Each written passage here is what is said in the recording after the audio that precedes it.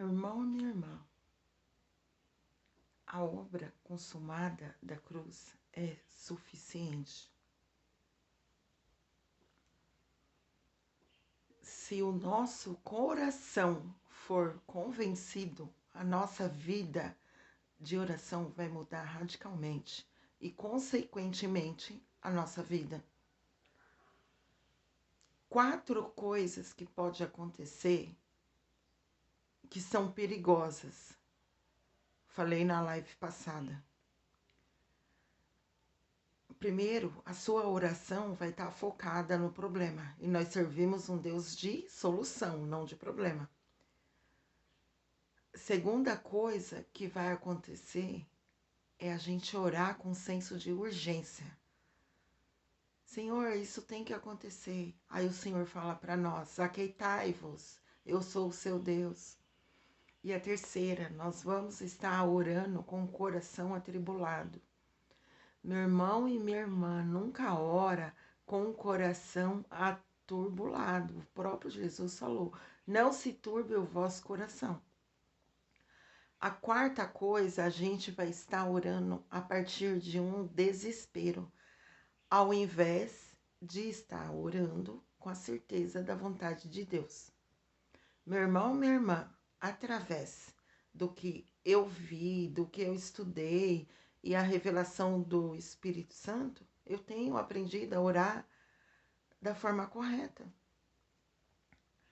Mas antes de eu passar verdadeiramente para você a forma de orar corretamente através da nova aliança, eu tenho que destruir algumas coisas que está dentro de você, para você verdadeiramente se edificar. É isso que Paulo disse que também precisava fazer. Paulo fez a mesma coisa. Então eu preciso tirar todas essas ideias erradas quanto à oração que está impregnada no seu coração. Porque se eu somente ensinar como orar da forma correta, você vai ficar muito confusa. E eu fiquei assim no início. Por isso que eu quero destruir toda a mentalidade errada que está no seu coração.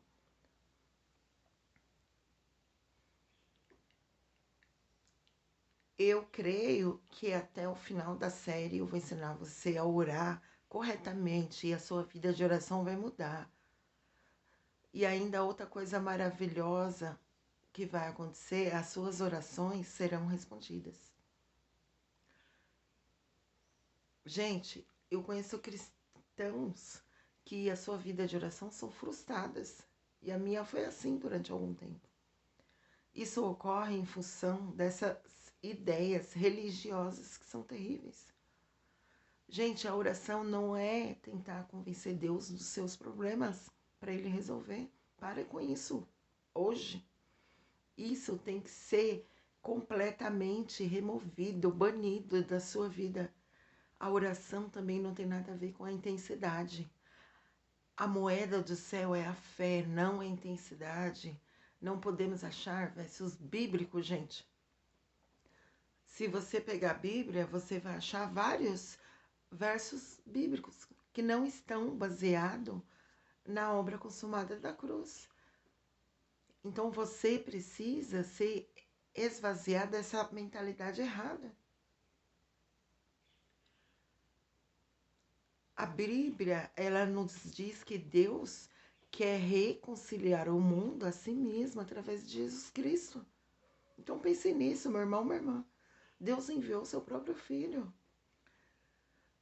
2 Coríntios 5,19 diz assim: ou seja, que Deus em Cristo estava conciliando consigo o mundo, não lançando em conta os pecados dos homens, e nos confiou a mensagem da reconciliação.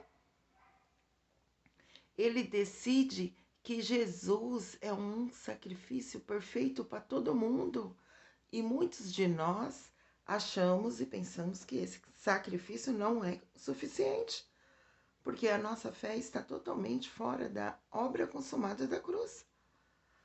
Gente, nós precisamos se livrar da ideia que a oração é uma ferramenta para mudar algo em Deus. Uma pergunta: por que que você ia querer que Deus mudasse de ideia, se Deus é um bom Deus? Às vezes a gente acha que pode mudar a ideia de Deus, né?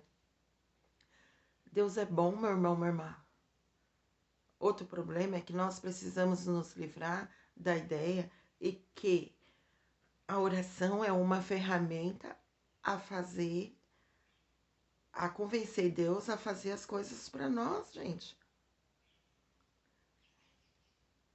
Ele não precisa ser convencido de fazer nada, nem por mim, nem por você.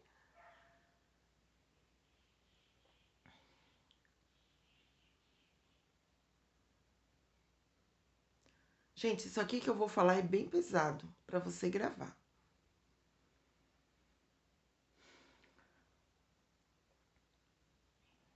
É bem pesado o que eu vou falar. Imagine, meu irmão, minha irmã, que alguém entre na sua casa, estupre a sua filha. Forte, né? E essa pessoa, além de estuprar, assassina mesma. Com isso, sabe o que acontece? Esse assassino, ele é capturado, ele vai para a prisão. Essa é a consequência de ações incorretas. Você concorda comigo? Mas pensa numa coisa.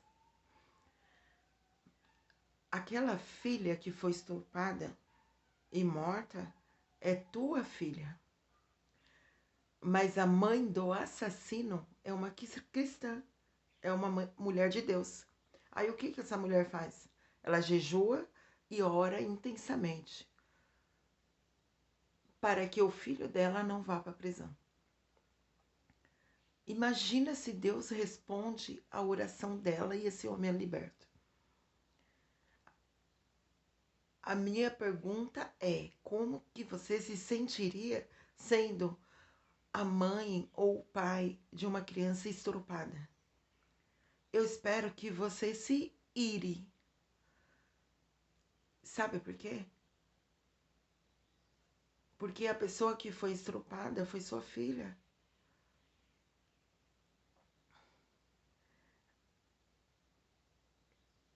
Já pensou se através da oração todo mundo possa mudar o que Deus queira e faça do jeito que a gente queira? Agora, uma pergunta: um homem foi preso. Nós devemos orar para esse homem que está na prisão?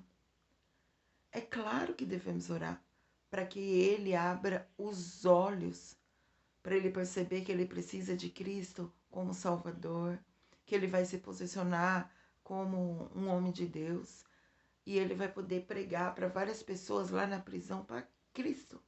Ele vai pagar o preço, mas ele pode ter um coração transformado.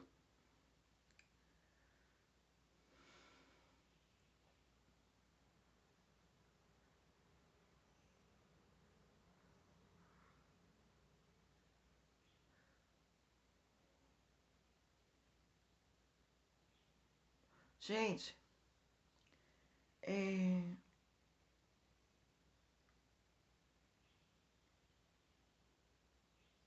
quando alguém pedir para você orar por alguém, ou quando alguém pede para mim orar por ela, eu peço para que o Espírito Santo revele a verdade no coração dela. A pessoa tá com problema e pede para pessoa, para outra pessoa, para terceira pessoa orar por ela. Gente, isso não é correto. Você tem que pedir, ou eu peço para que Deus, para, peço para que o Espírito Santo abra o coração dela e dê a clareza de que ela que tem que buscar, ela que tem que, que se entregar para Deus e abrir os olhos da fé. Gente, a gente tem que andar pela fé e não por vista. Sabe por quê, gente? Por que que a gente não faz oração somente para que os olhos daquele homem sejam abertos, assim como Paulo nos ensinou? porque a religião ensinou a orar de uma forma completamente errada.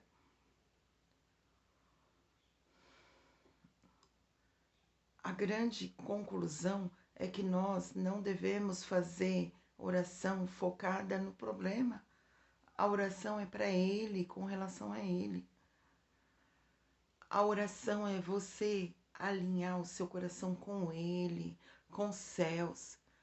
Não é você jogar os problemas nas costas de Deus e ficar sempre repetindo a mesma coisa.